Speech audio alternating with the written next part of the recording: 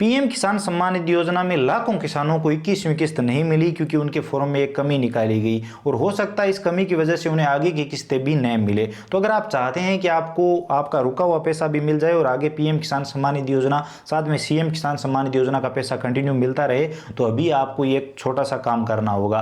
तो अगर आप अपने फॉर्म का स्टेटस चेक करेंगे और वहां पर लिखा हुआ मिलेगा uncomplete identity of previous owner detail, तो अभी आपको क्या करना है आज की वीडियो में कंप्लीट डिटेल में बताने वाले हैं। तो चलिए शुरू करते हैं। तो इसके लिए सबसे पहले आप गूगल पर पीएम किसान लिख के सर्च करेंगे, सबसे ऊपर आपको वेबसाइट मिल जाएगी। इस वेबसाइट पे आएंगे, यहाँ पर आप सबसे पहले अपने फॉर्म का स्टेटस चेक करेंगे। इसके लिए नो योर स्टेटस का ऑप्शन है, इस पर आप क्लिक करेंगे।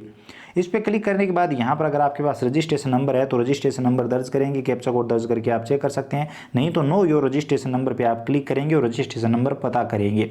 तो इस पर आप क्लिक करेंगे और यहाँ पर आप आधार नंबर या मोबाइल नंबर से रजिस्ट्रेशन नंबर पता कर सकते हैं। तो यहाँ पर हमने आधार कार्ड सेलेक्ट किया तो आधार नंबर दर्ज करेंगे, कैप्चा कोड दर्ज करेंगे, ओटीपी भेजेंगे और यहाँ पर आपको आपके रजिस्ट्रेशन नंबर मिल जाएंगे।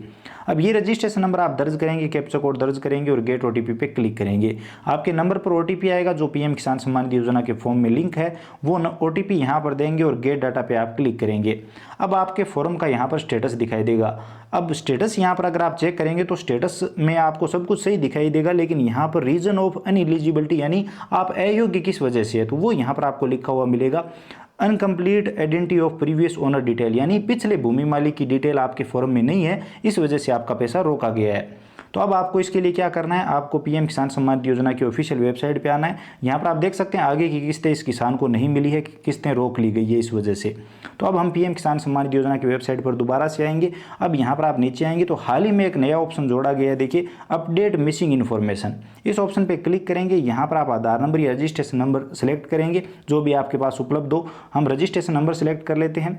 उसके बाद रजिस्ट्रेशन नंबर यहाँ पर दर्ज करेंगे, ये कैप्चा कोड भरेंगे और यहाँ पर आप सर्च पे क्लिक करेंगे। अब यहाँ पर देखिए identity uncomplete identity of previous owner detail लिखा हुआ है, ये रीजन है बंद होने का पैसा। तो यहाँ पर अब हमें सही करना होगा, तो एडिट वाला ऑप्शन है, इस पर हम क्लिक करेंगे। इस पर क्लिक करते ही यहाँ पर आपका जो मोबाइल नंबर है जो पीएम किसान सम्मान निधि योजना के फॉर्म में लिंक है वो दिखाई देगा। आपको गेट ओटीपी पे क्लिक करना है। अब यहाँ पर कुछ भी लिखा है आपको ओके करना है।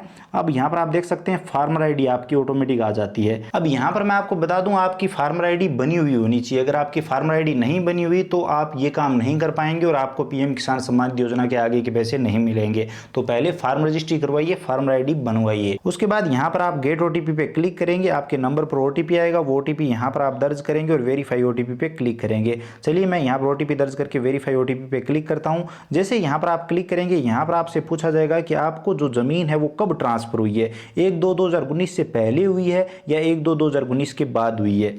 तो अगर आपको 1/2/2019 के बाद ज़मीन मिली है तो आप पीएम किसान सम्मान निधि योजना के लिए हकदार नहीं है, लेकिन अगर पहले मिली है तो सही है।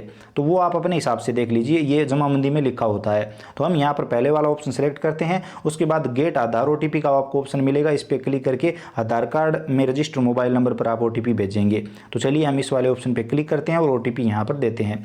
इस पर क्लिक करते ही यहाँ पर आपके आधार में रजिस्टर मोबाइल नंबर पर ओटीपी आएगा, वो ओटीपी यहाँ पर आप दर्ज करेंगे और आधार ऑथेंटिकेशन करने से पहले यहाँ पर क्लिक करेंगे। यहाँ पर आप कंसेंट देंगे, यहाँ पर नीचे स्क्रॉल करेंगे, चेक बॉक्स पे क्लिक करेंगे, उसके बाद कंफर्म पे क्लिक करेंगे। आप चाहें तो इन्हें सबको पढ़ सकते हैं। उसके बाद आधार ऑथेंटिकेशन पे क्लिक करेंगे और यहाँ पर आपके सामने कंप्लीट फॉर्म खुल जाएगा।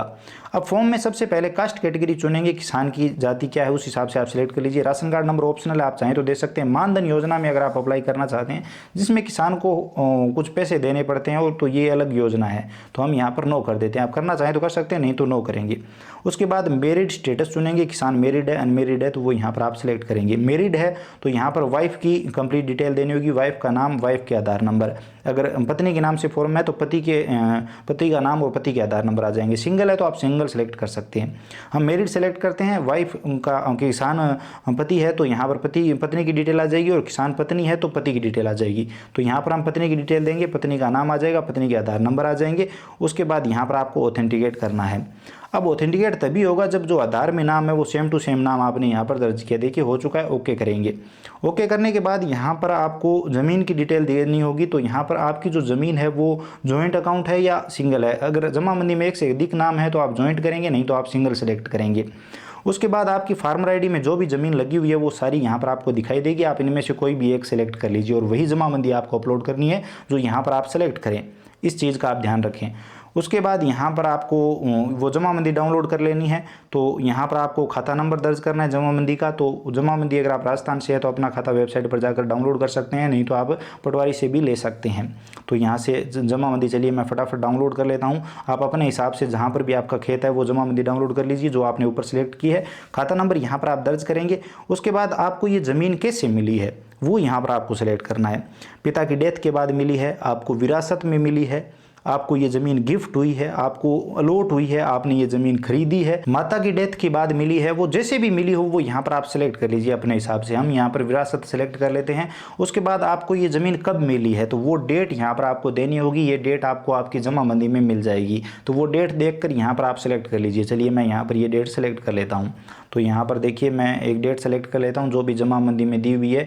और अगर जमाबंदी में नहीं दी हुई तो आप अपने हिसाब से कुछ याद करके और उस हिसाब से वो डेट सेलेक्ट कर लीजिए। लेकिन ध्यान रखें 2019 के पहले की होनी चाहिए, तभी आप पीएम किसान सम्मान निधि योजना के लिए हकदार है। उसके बाद ऐड का जो ऑप्शन है इस पर आप क्लिक करेंगे, आपकी जो ज़मीन है वो यहाँ पर ऐड हो जाएगी। देखिए इस तरह से ऐड हो जाएगी। आप चाहें तो डिलीट भी कर सकते हैं अगर गलत ऐड हो गई है तो। और यहाँ पर आपको अब आपको जमाबंदी अपलोड करनी है। तो यहाँ पर हम जमाबंदी की PDF अपलोड करेंगे और यहाँ पर ये डॉक्यूमेंट अपलोड हो गया है, ओके करेंगे। आप चाहें तो यहाँ से PDF को चेक भी कर सकते हैं जो जमाबंदी आपने अपलोड की है। उसके बाद यहाँ पर डिक्लेरेशन पे क्लिक करेंगे। यहाँ पर आप सारी डिटेल पढ़ सकते हैं। उसके बाद चेकबॉक्स पे क्लिक करेंगे, कन्फर्म पे क्लिक करेंगे। उसके बाद यहाँ पर आप सेव पे क्लिक कर देंगे। सेव पे क्लिक करते ही आपका सारा डेटा सक्सेसफुली सेव हो जाएगा और आपका फॉर्म जो है वो कंप्लीट हो जाएगा। यहाँ पर आपका रिकॉर्ड जो है कंप्लीट हो जाएगा। प्रीवियस ओनर की कंप्लीट डिटेल लग चुकी है, सारी डिटेल आपने दे दी है। अब यहाँ पर बताया जा रहा है कि आपकी डिटेल अपडेट की जा चुकी है और आप KYC कंप्लीट करवा लीजिए अगर आपके पीएम किसान सम्मान निधि योजना के फॉर्म की KYC नहीं हो रखी तो वो चीज़ यहाँ पर बताई गई है। और इतना काम करते ही आपका फॉर्म एकदम सही हो जाएगा और आने वाली सभी किस्तें आपको कंटिन्यू मिलने लगेगी। इसी के साथ अब तक जो आपको पैसा नहीं मिला है 2 किस्तों का या 1 किस्त का, वो पैसा एक साथ 22वीं किस्त में आपको मिल जाएगा। या फिर जब भी आप ये सही करते हैं तो उसके बाद जो भी किस्त आएगी उस किस्त के साथ आपको पिछली किस्तों का पैसा भी मिल जाएगा। तो ये बहुत ही आसान सा तरीका है जिससे आप अपने फॉर्म को सही कर सकते हैं अगर आपके फॉर्म में ये एरर आ रहा है। उम्मीद करता हूँ आपको ये वीडियो पसंद आया होगा। वीडियो पसंद आया तो लाइक करिए, अपने दोस्तों के साथ शेयर करिए। चैनल पर नए हो तो सब्सक्राइब करके घंटी का बटन दबा लीजिए ताकि आने वाले सभी वीडियो और नई नई अपडेट आप सबसे पहले देख पाएँ। इसके अलावा अगर आपके मन में कोई भी सवाल या सुझाव है, आप और कुछ भी जानना चाहते हैं, बताना चाहते हैं तो बताइए कमेंट सेक्शन में, हम जरूर बात करेंगे। चलिए मिलते हैं अगली वीडियो में नई अपडेट के साथ। आपको पीएम किसान सम्मान निधि योजना के फॉर्म में कोई और दिक्कत आ रही है तो आप कमेंट सेक्शन में बता सकते हैं। चलिए मिलते हैं।